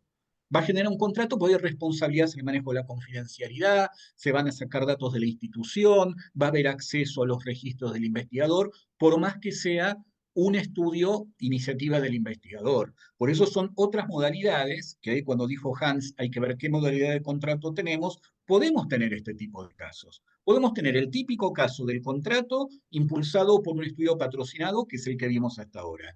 El contrato en el cual vos vas a acceder a algún tipo de resultado a un tercero, pero es un estudio, iniciativa del propio investigador. O podés ser también un investigador que desarrolla un estudio como propio responsable, pero que quiere hacerlo multicéntrico. Y que entonces él, como coordinador del estudio que él mismo diseñó, va a convocar a otros investigadores. ¿Eso qué genera? Responsabilidad del manejo de datos, si va a haber una renta o no al equipo de investigación, y todo esto motiva otro tipo de contrato. Ya es más complejo, porque eso implicaría o que el investigador o que la institución ya trabajara en modelos de contrato para este tipo de... Pero esta posibilidad puede suceder, ¿eh? Estamos muy enfocados en el ensayo clínico por todas las responsabilidades que genera, pero en otro tipo de estudios también sucede. A propósito de tu Sí, respuesta, Carlos. Ah, perdón, sí, Hans. o no, yo decía en general hay varios escenarios ahí, ¿no? Porque podría ser una institución sin fines de lucro con un ensayo clínico de bajo riesgo o de alto riesgo, digamos, ¿no? En general, ¿no? De bajo riesgo porque a lo mejor es un ensayo clínico que pueda incluso responder a las necesidades del país, pero este, digamos, no hay mayor riesgo para los participantes, a lo mejor se dan productos, digamos, de los programas, etcétera, ¿no? En general, en esos estudios que puedan responder a problemas del país, debiera establecerse algún tipo de incentivos, pero no se debiera tener cuidado en no disminuir la protección de los participantes, ¿no? En cualquier tipo de estudio en general, ¿no? Em, Muchos de los incentivos y los contratos siempre debieran estar presentes, creo yo. Muchos de los incentivos más bien pasan por, eh, por rapidez en las aprobaciones, más que propiamente requisitos, menos requisitos más, ¿no? Bien, en relación a este último punto que hablábamos, ¿cuál es el ámbito de, digamos, de aplicación de los seguros? ¿Para qué tipo de investigaciones debería ser o es mandatorio, obligatorio contratar un seguro y con qué alcance? Bien, lo que ocurre es que nosotros tenemos una distinción entre lo que son los ensayos clínicos, que como bien se trabajó en la consultoría con OPS, son los destinados al registro de especialidades medicinales ante las agencias regulatorias, en donde las agencias regulatorias fijan la obligatoriedad de un seguro. Podríamos decir, como bien lo decía Hans, y yo cito muy explícitamente en ese sentido, porque lo dicen expresamente, no porque el resto de las legislaciones no lo digan, por favor, pero tanto en el caso de Perú como de Brasil, dice expresamente, independientemente de esto, el responsable es el patrocinador. ¿Qué quiero decir con esto? Que el requisito del seguro es puesto como como se conoce en derecho, una citación en garantía de un tercero, que en definitiva lo que hace es responder por quien debería responder por los daños. Digamos que es un doble respaldo. exigido por la autoridad regulatoria. De allí en más, uno podría encontrarse con situaciones en las cuales el mismo patrocinador, no es el caso, pero pongámonos a hipotetizar un poco, diga, bueno, no, yo me la banco y yo pago con mi patrimonio todos los gastos del estudio, inclusive las lesiones, nadie lo va a hacer, pero supongamos que podría suceder. ¿Qué puede pasar con una entidad académica? Puede pasar con un montón de instituciones. Tengo suficiente solvencia económica para responder por ello. No sería un obstativo para esto, ¿verdad? Porque en definitiva, reitero, es una exigencia de la autoridad regulatoria porque justamente lo que busca es que frente a una situación económica complicada del patrocinador, exista siempre la responsabilidad del tercero citado en garantía. Entonces, no vamos a menospreciar o subestimar el rol de la compañía de seguros. Ahora, pensemos otro caso, Adriel, como bien decís vos. Imagínate un estudio de investigación realizada por una institución donde la institución hospitalaria es la patrocinante. ¿Por qué? Porque es patrocinante no solamente es quien responde financieramente, es el responsable por el diseño del estudio. Ponemos el patrocinio financiero, metodológico, científico, etcétera, y arriesga a los participantes a una situación aleatoria que es extraordinaria en el promedio de vida de una persona. Y bueno, y ahí el comité de ética podría decir, la verdad, yo cuando evalúo el protocolo y me doy cuenta del riesgo que se está exponiendo a los participantes, creo que no es suficiente la garantía de la institución, sino que también debería estar la garantía de una compañía de seguros. Pero está muy supeditado a ello. Yo conozco instituciones que directamente no, por más que sean diseñadoras, las propias instituciones de proyectos de investigación, no contratan pólizas de seguro. Quiero decir, no son las investigaciones que van a la autoridad regulatoria, es otra cosa. Porque responde patrimonialmente. Por eso es importante también al momento de evaluar la idoneidad del patrocinador, que esto ya escapa al comité de ética, ¿no? Que es saber con quién estás contratando. Porque muchas entidades académicas no contratan pólizas de seguro, pero realmente al momento de tener que responder por un participante, ¿tienen la solvencia económica para hacerlo? No es un tema fácil de resolver, ¿bien? Pero con esto lo que quiero decir, que en definitiva el comité de ética podría llegar a decir, bueno, para seguridad de los participantes, en este protocolo yo pediría también un seguro adicional. Y a veces no siempre depende de un ensayo clínico, no siempre depende de un estudio de alto riesgo. Hay algunos comités que dentro de la práctica habitual cuando se comparan quizá dos técnicas o dos tipos de intervenciones que ya son estándar y la aleatorización de asignar un grupo de pacientes a una técnica o a la otra ya no depende del propio criterio médico, sino del azar. Y en estos casos algunos comités han opinado que sería conveniente la contratación de un seguro, porque es al azar el que va a decidir. Y eso puede tener una potencialidad de riesgo. Sí, yo entiendo que, y ya no en el caso del Perú, donde digamos la póliza es obligatoria en cualquier caso, ¿no? Entiendo que en general las buenas prácticas clínicas, las recomendaciones éticas, eh, es un estándar de que todo participante debe estar sujeto a compensación y de alguna manera una indemnización y ante algún problema que pueda surgir como consecuencia del producto, del ensayo clínico, ¿no? Entonces, debieran establecerse ordenamientos también, inclusive, creo yo, para estos casos en los cuales pues, el patrocinador, el impulsor de un proyecto de investigación puede ser un hospital, el país, ¿no? Porque se requiere hacer investigación, ¿no? Se requiere hacer investigación, porque está entre no hacerla o hacerla, ¿no?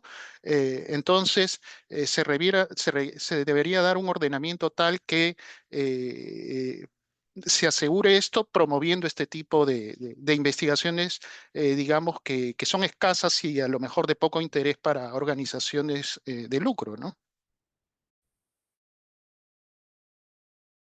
Bien, solo para aportar algo más antes de cambiar el tema. En la ciudad de Buenos Aires, por ejemplo, cualquier estudio que suponga intervención en seres humanos debe tener una póliza de seguro independientemente del esquema de patrocinio que tenga. Y la única excepción es que sea público o con patrocinio público. Entonces, pareciera ser que el enfoque es buscar solvencia, es buscar, en definitiva, que al final del camino haya alguien que pueda solventar, pagar, hacer frente a la cobertura del daño que sufre el participante de un estudio.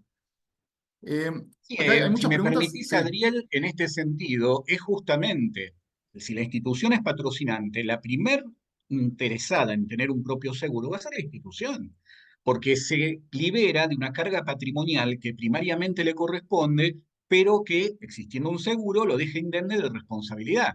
Entonces, la primera interesada va a ser la institución. Es lo mismo que cuando ocurre con un laboratorio, un estudio patrocinado, un ensayo clínico. El primer interesado en tener un seguro solvente que responda es el patrocinante. Porque si no, en base a los consensos éticos, a las normas vigentes, al mismo contrato de investigación clínica, la responsabilidad es del patrocinante.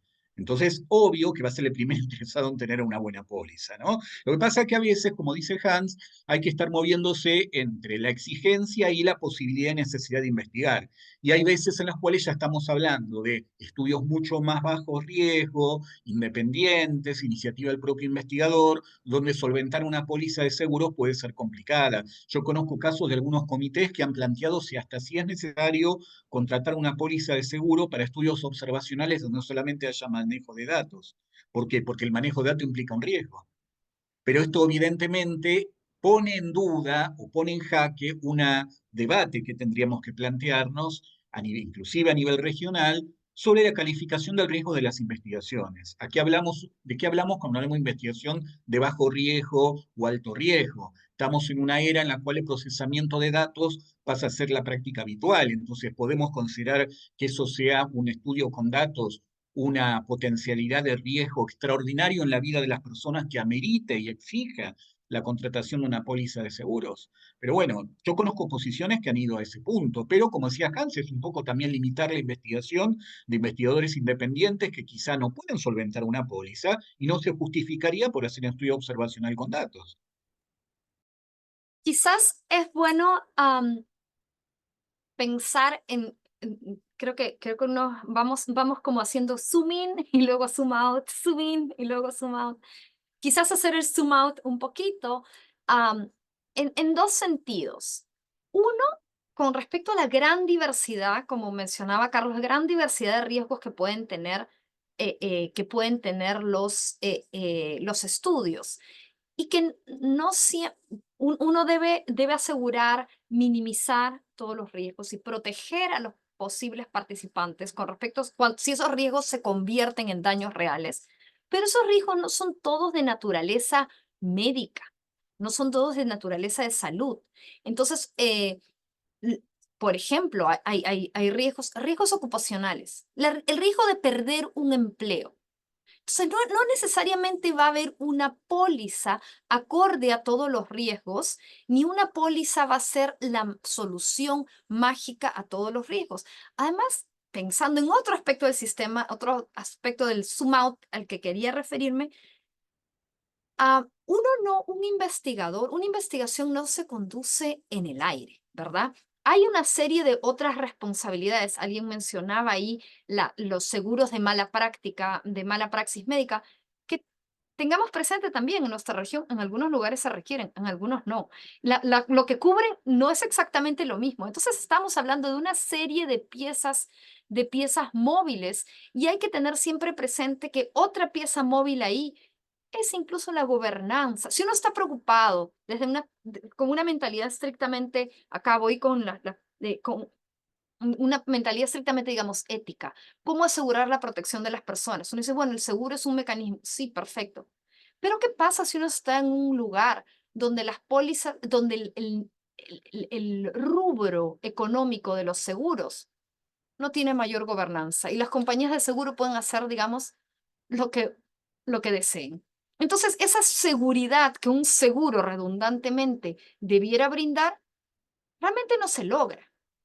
Entonces, hay que tener presente que no necesariamente un seguro es la panacea, que no hay seguros para todas las toda la diversidad de riesgos con los que enfrentamos y que también, digamos, hay que también tener presente que hay un rol importante de la responsabilidad de las instituciones que debemos buscar de fortalecer más allá de los seguros. Hay instituciones muy prestigiosas que hacen investigación, por ejemplo, pienso en NIH, donde no se usan seguros, no se usan pólizas de seguro, pero el respaldo, el compromiso legal de la institución y su capacidad de atender, de responder a un problema de salud que pudiera surgir es muy grande, quizás más grande que la de que cualquier otro seguro privado. Entonces, tenemos que, es muy importante tener presente estas complejidades y ver de ajustar las demandas, por lo menos el pedido de que haya X en todos los casos, a lo que es razonable. Y darse un espacio también a que uno pueda pedir más si así corresponde. Pero esa flexibilidad, digamos, hay que identificar los casos en que algo es absolutamente indispensable, especificar además qué supondría esto y abrir la puerta a discusiones más complejas en el caso de que en otros estudios, en otras situaciones, otro tipo de protecciones pudiera ser, otro tipo de garantías, digamos, creo que esa es la palabra, pudiera ser necesarias y la mejor manera de brindarlas. Porque tampoco es realmente que un papelito resuelve. Hemos visto en algunas situaciones en que, por ejemplo, se dice, hay un seguro, bueno, un seguro, y resulta que la póliza es de un país extranjero. Suena fantástico, ay, la póliza de este lugar, ¿no? En Europa, y a la hora que ocurre un daño, bueno, comuníquese, háblele usted en holandés a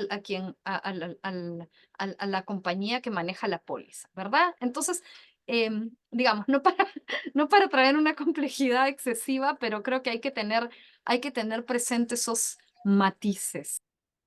No, no, Carla, yo estoy totalmente de acuerdo. De hecho, por eso yo cuando mencioné hoy la CICH y también el documento Las Américas, mencionan el seguro como que es en la medida en la cual el país lo exija, pero da a entender que puede existir otro tipo de responsabilidad que no necesariamente sea una póliza de seguro. Yo creo que caímos, y lo veo yo en los comités de ética, cayeron como en una demasiada creencia en el seguro, como bien decías vos, la panacea cuando no lo es. Pero es muy interesante lo que vos planteabas recién en relación al tipo de riesgo que estamos hablando, ¿no? Porque, a ver, el riesgo de que una persona sufra consecuencias laborales, ¿es potencial, es posible, no es posible? ¿Qué tipo de cobertura debería tener frente a esto? Dimensionar el riesgo en salud y en las investigaciones está muy sesgado en muchas regulaciones al riesgo y al daño biológico y médico y no a otro tipo. Pero si bien el otro tipo de daño es posible, tenemos que preguntarnos al menos tres cosas. Una es qué tipo de daño estamos hablando, la magnitud, la frecuencia con que se pueda producir ese daño en la vida diaria, que lo ubica de manera diferente a un proyecto de investigación, y eso lo que nos va a poder llegar a establecer un parámetro de ¿es necesario un recaudo más? O como decía recién Paola en el chat que lo estaba viendo, hay que buscar, y bien decías vos, Carla, la responsabilidad institucional, que es la que se tiene que reforzar. Porque en todo caso, también las compañías de seguros se liquidan y quiebran. Bien, y entonces ahí, ¿de qué nos sirve la póliza? Entonces, eso también hay que plantearlo. Yo lo veo esto cuando yo planteaba el caso de la póliza de seguro para el manejo de datos. Yo lo he escuchado a un comité en Argentina plantear esto. Y yo me preguntaba lo mismo que decís vos. Es decir, ¿hasta dónde vamos a caer en la idea de que ese papel va a salvar absolutamente todo? Puede que no. Bien, ¿es un recaudo exigido por las autoridades regulatorias? Sí, en la medida en la cual, como dice la CICH, lo establece la norma vigente. Ahora, ¿esa realmente es la solución? ¿Bien? ¿Esa realmente es la garantía que uno tiene? Es un recaudo más. Por eso, acá lo fundamental es el rol del patrocinador, es el rol, por eso insistíamos en que exista el acuerdo donde se plantee esto. Bien, hablabas de vos de NIH, en Argentina pasa lo mismo. Cuando el mismo Estado patrocina algún tipo de estudio, no contrata habitualmente póliza de seguro por la responsabilidad patrimonial nacional o provincial. ¿Bien?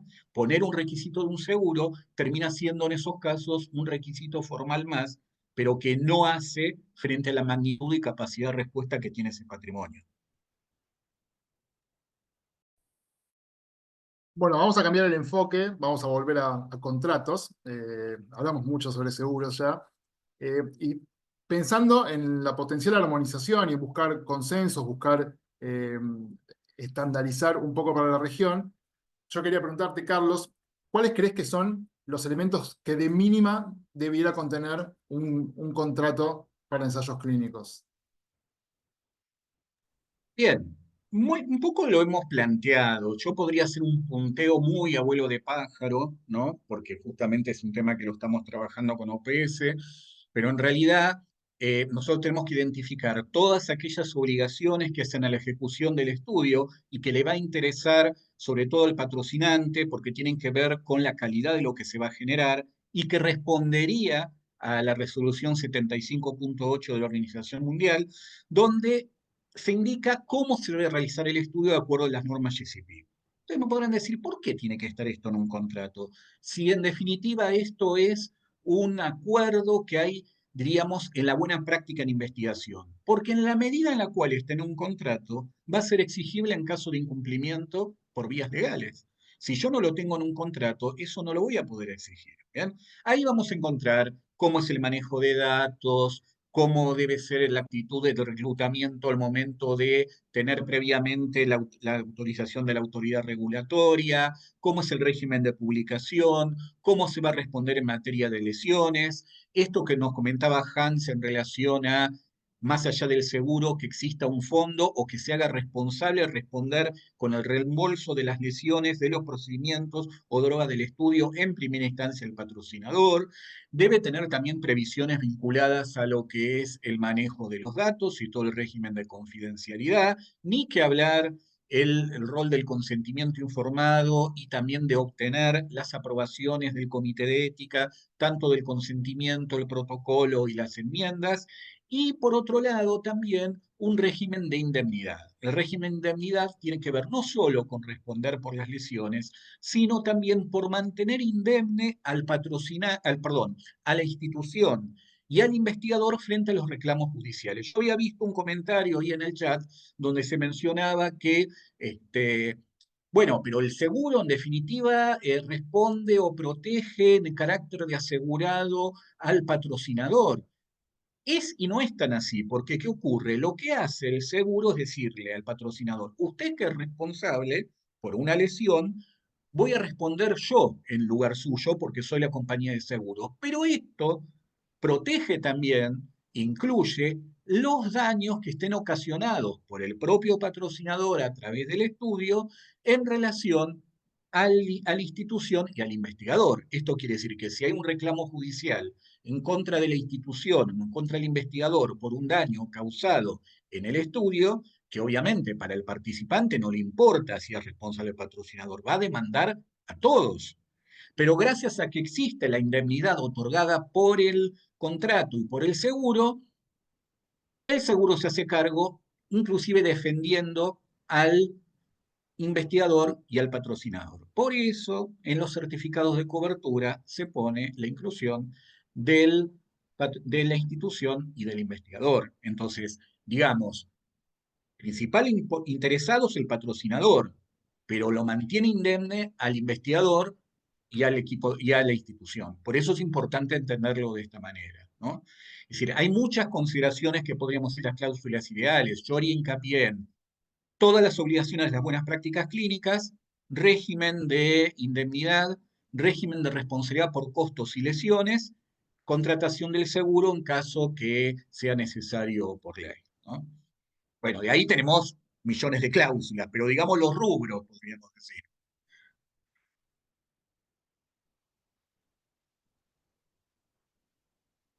Bien, bueno, y respecto a eso también, avanzando hacia la posibilidad de estandarizar esto para la región, eh, ¿qué estrategias creen que podrían ser factibles para lograr, por un lado, consensos básicos y por otro, poder generar finalmente algún documento modelo de mínima que pueda funcionar para toda la región? ¿Cuál creen que podría ser una estrategia para llegar a ese lugar? Mira, a ver, si me permiten, yo quería comentar que yo soy bastante optimista de que lo podamos lograr. ¿Por qué? Porque el paneo que hemos hecho y el análisis en materia normativa nos lleva a considerar que en el fondo toda la región habla el mismo lenguaje en este tema. ¿Bien? Habrá algunas cuestiones operativas diferentes que uno podría decir que son dependientes del régimen jurídico de cada país, pero en lo central que hablamos, buenas prácticas, responsabilidad por costos, responsabilidad por lesiones y todo el régimen de indemnidad, todos los países están alineados en este sentido en mayor o menor medida. Eso lleva un principio de acuerdo por el cual un contrato que se pudiese utilizar a nivel regional en este sentido podría estar armonizado. Ahora, también es cierto que, como decíamos hoy, el fracaso de un contrato va a llevar a que el estudio no se realice. Y ese es un problema complicado que va alineado a lo que estaba planteando justamente en la reunión de Brasilia. ¿Qué estrategias podemos establecer para que todo este esfuerzo después no se caiga? Porque sin contrato no funciona, no se abre centro. ¿Bien? Entonces, frente a eso, a mí me parece que una buena estrategia es propiciar acuerdos marco en las regiones. ¿Bien? ¿Qué quiero decir esto? Que si yo como institución tengo muchos estudios patrocinados por determinado laboratorio, llegar a un acuerdo marco donde justamente yo discuta todas estas cláusulas una sola vez y después cada ensayo clínico sea una adenda o carta del estudio específico. Eso agiliza la negociación en un 100%. Créanme, yo he tenido experiencia en este tema en uno de los centros en los cuales trabajo y llegar a un acuerdo marco lleva su discusión, reunión con el patrocinante, reunión con el área jurídica. Una vez que llegaste al acuerdo y se terminó, cada ensayo clínico después es simplemente aprobar el presupuesto y quién es el investigador. Y se terminó el fantasma del contrato porque lleva mucho tiempo. A veces uno tiene un tiempo que eficientizar la labor del comité y si le sumamos a eso el tiempo que se tarda en la negociación del contrato, es un problema. Entonces yo creo que lograr este tipo de estrategias operativas, propiciar acuerdos marcos en la región para que haya un contrato único y el resto ser adendas, al menos en mi caso me ha dado muy buenos resultados. Yo quiero agradecerle de una manera personal a Carlos porque cuando estábamos en la reunión en Brasilia y todos quejándose de distintos lugares de la región, desde distintos roles, todos quejándose de lo mismo, él con su visión optimista dijo, ¿y por qué no proponemos una versión estandarizada? Y creo que el trabajo que ha realizado realmente muestra que, que es perfectamente posible porque no es que haya desacuerdos sustantivos, es que cada uno ha llegado al proceso desde su propia historia sin estar mirando lo que hacían los demás, pero no hay un desacuerdo sustantivo. Entonces, nosotros en OPS hemos tomado en respuesta, si ustedes van a ese documento de Brasilia, van a ver que hay algunas recomendaciones. Esas recomendaciones, varias de ellas están en marcha y parte de esas recomendaciones es hacer esta propuesta de contrato estandarizado, de póliza de seguros estandarizada que mencionaba Carlos y para la cual hemos estado trabajando con él. Y también con el apoyo de Adriel, hemos establecido un grupo de expertos de la región diverso para que nos revisen los borradores y tenemos, como dice en el documento que resultó de Brasilia, tenemos ya establecido un foro regional de los entes nacionales que acreditan a los comités de ética. Digamos, son entes nacionales que tienen un rol en la supervisión ética. Un foro además de los reguladores, específicamente de las partes de los ensayos clínicos. Saben muchos de ustedes, la OPS tiene hace muchísimos años, 30 años ya, la red PARF de las autoridades regulatorias nacionales, pero como una subred de la red PARF, hay una red de todos los reguladores específicamente, y estamos contando con compartirle los borradores también a estos entes específicos que representan a distintos, bueno, a todos los países de la región, y que nos pueden dar su feedback también, en el ánimo de lograr estas versiones estandarizadas, consensuadas, que faciliten el trabajo en el futuro. Es decir, que como alguien decía ahí, bueno, ¿qué hacemos para llegar de algo teórico a algo concreto? Bueno, eso es lo que estamos haciendo.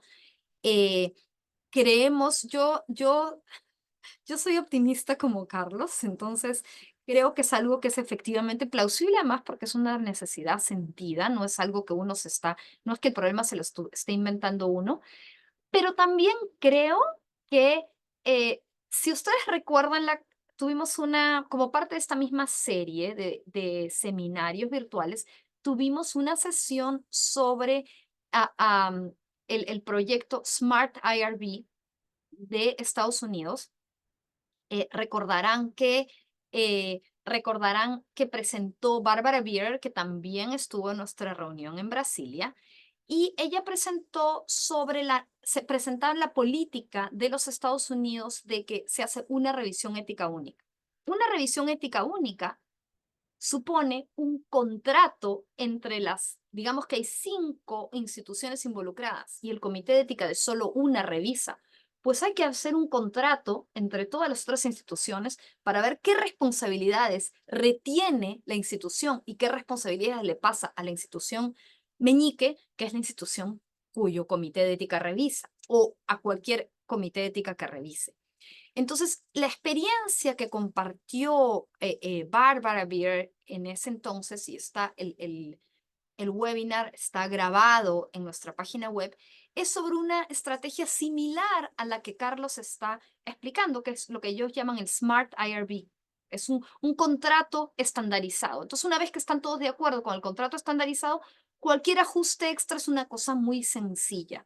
Entonces, yo creo que tenemos las iniciativas concretas, hemos establecido ya los grupos de trabajo para, no se trata esto no es una propuesta que viene unilateralmente de la OPS, es un esfuerzo regional donde buscamos involucrar a todas las partes, y creo que tendremos, bueno, estoy segura que tendremos un borrador que probablemente sea nuestra primera sesión de enero, nuestro primer webinar de enero o acaso febrero, para presentárselos, para tener el feedback de todos ustedes, en vistas a que sea, no sé, el Smart Contract, no sé qué nombre le vamos a poner, pero se agradece sugerencias. Adelante, Sí, Gabriel. si me permitís, Carla, había un comentario que vi que decía, bueno, importante el rol de la opinión de los patrocinadores, por supuesto.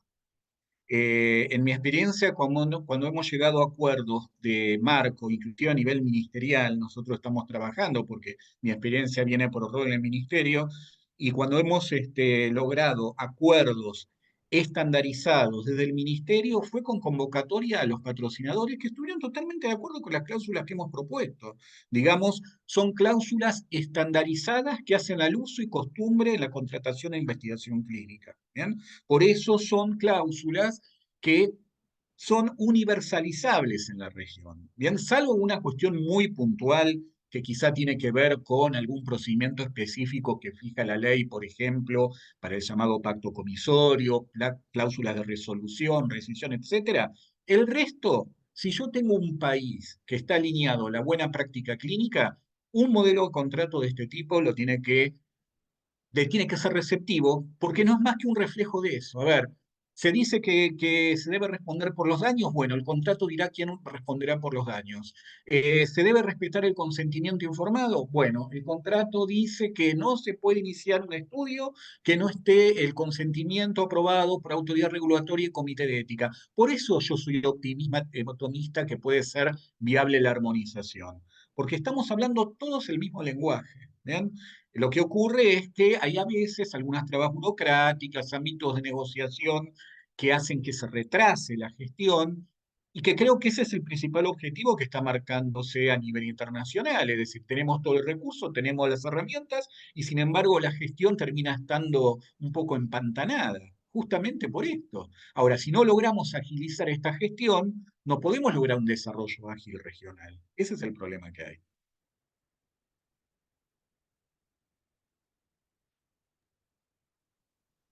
Sobre este punto, ¿se imaginan de qué modo podría funcionar esto en la práctica, digamos, más allá de que tengamos un modelo de contrato, ¿no? Que tengamos un modelo con cláusulas básicas? Eh, ¿Sería un buen aporte, por ejemplo, no sé, que haya algún acuerdo entre las autoridades regulatorias o entre los estados para darle como cierta entidad a ese texto? Lo pienso en voz alta, ¿eh? ¿Tiene alguna idea en particular de cómo podría funcionar? Más que nada pensando de cara a tal vez mejorar tiempos de gestión, tiempos de evaluación, únicamente referido a los contratos. Y Yo ahí yo creo, lo veo un poquito complicado. ¿Por qué? Porque estamos hablando de un tema vinculado a derecho internacional privado, que es el ámbito de contratos, con el rol de la figura de las autoridades nacionales. Yo creo que lo que se podría hacer es más o menos trabajar en cuanto a las cláusulas estandarizadas, si esas cláusulas estandarizadas sirven para operativizar aquello que es requerido por las autoridades regulatorias nacionales, ¿entiende? Entonces, no se involucraría la autoridad nacional en lo que es el modelo de contrato porque no podría, no tiene competencia, pero sí que existe el acuerdo de entender que de la misma manera que existe una buena práctica clínica en investigación, estamos de acuerdo que la mejor manera de reflejar esa práctica de investigación en un contrato es que los contratos tengan determinadas cuestiones resueltas. Porque le veo un poco dificultoso el tema de involucrar un tema de derecho internacional privado como es un contrato, porque puede haber, y de hecho todos los contratos que uno suele leer y analizar están firmados con parte extranjera y con domicilio fuera del país, con lo cual es derecho internacional privado, y que aparezca la autoridad regulatoria, que es un organismo de derecho público, puede complicar el panorama. Entonces, sí, entiendo decirle, bueno, las autoridades, la propuesta de contrato es esto, fíjense si refleja lo que piensa la autoridad regulatoria en materia de contrato, pero como bien decía Hans y decía mucha gente en el chat, en realidad a la autoridad regulatoria le interesa que haya un contrato y que haya una póliza, y que la póliza cumpla con ciertos requisitos. El resto, lo que nosotros sí nos estamos preocupando, me parece que tanto no les preocupa.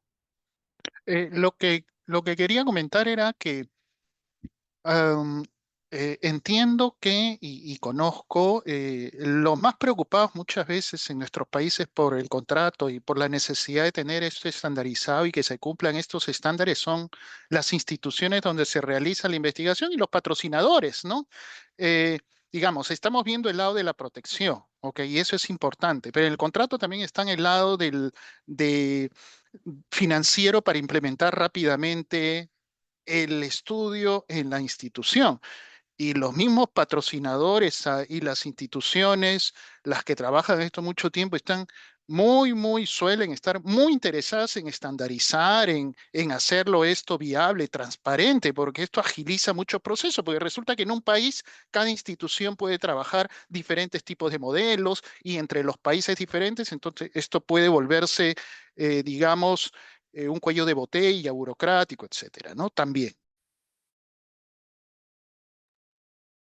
Solamente, digamos, contando un poco sobre el trabajo que hace el Programa Regional de Bioética, nosotros apoyamos directamente a las autoridades nacionales a revisar, actualizar, a fortalecer sus normativas y en ese sentido, y bueno, hay un apoyo paralelo a las autoridades regulatorias nacionales, lo hacemos de manera muy coordinada. Ustedes han conocido en sesiones previas a Patricia Saidón. Y de hecho es porque trabajamos de manera coordinada que este seminario es un esfuerzo compartido de ambas unidades, ¿verdad? Pero es en virtud a ese apoyo directo que nosotros también tenemos una posibilidad como OPS de incidir y de alentar a que los países adopten estas pólizas, estos contratos estandarizados, porque efectivamente eh, hay quizás diría que en los últimos casi 15 años no he percibido como ahora, luego de la pandemia, un deseo tan grande, una iniciativa tan sólida de los países de la región de adherirse a estándares internacionales para la investigación, de agilizar la investigación, porque es como les decía al inicio, eh, eh, esta resolución de la OMS fue un pedido de nuestra región, ¿no? Entonces, uno ofrece algo, una herramienta, una posible solución desde la OPS, pero también esa solución es una solución, un problema sentido ya y para el que por las autoridades nacionales y para el cual todas las partes relacionadas a la investigación están buscando, queriendo cuando menos una solución. Así que hay razones para estar optimistas. Bueno, volviendo a la lógica del zoom out y zoom in, volvemos a enfocar en algo muy particular, muy puntual, pero que es una síntesis de muchas preguntas en general, y volviendo a las pólizas y a la cobertura en general de daños, es ¿cuál es el alcance que debe tener esta cobertura? ¿Cuál es el alcance del resarcimiento? Carla lo planteaba a modo de ejemplo, hablaba del daño de perder el empleo, o bueno, están los daños vinculados a la salud mental, a la salud física. ¿Cuál es el alcance en términos generales, digamos, sin adentrarnos en lo que dice el régimen de cada país en particular? ¿Cuál es el alcance que debería tener una cobertura para los participantes de un ensayo?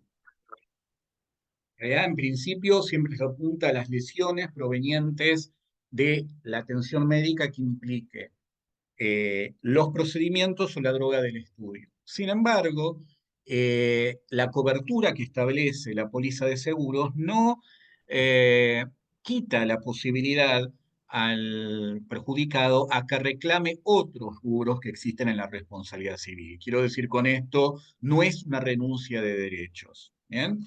¿Por qué? Porque es muy común ver que de repente si hay pérdida de la chance, si hay lucro cesante, si hay un montón de cuestiones anexas como rubros en la responsabilidad civil, no va a ser lo primero que va a cubrir la compañía de seguros. Y esto es así. ¿Bien? Por eso es nuevamente lo que estábamos hablando hoy, la corresponsabilidad. Hay cuestiones ciertas, objetivas, en las cuales el seguro debe responder automáticamente. Un tratamiento médico, una lesión, una discapacidad, etcétera, porque eso es objetivable.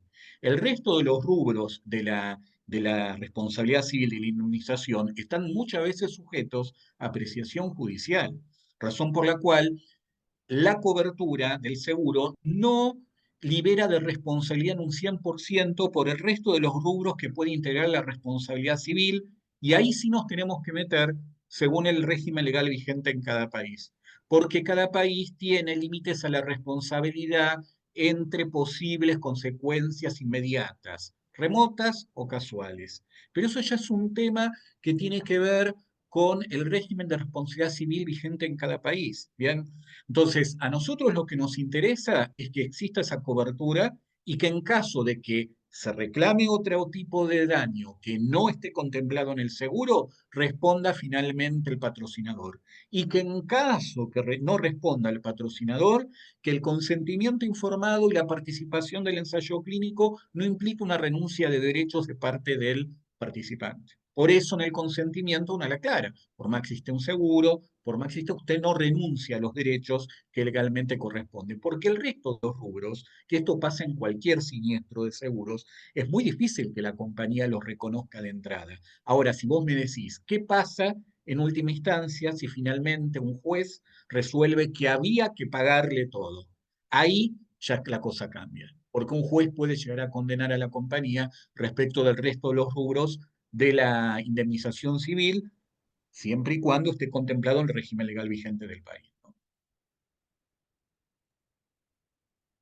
Bueno, entiendo que ya estamos llegando hacia el final de la actividad. Yo me disculpo por las preguntas que pude haber pasado por alto. Es un tema que entiendo que recién estamos empezando a acercarnos y que va a generar algunos encuentros más. Así que, bueno, por mi parte, les agradezco la atención y ya le cedo la palabra a Carla nuevamente.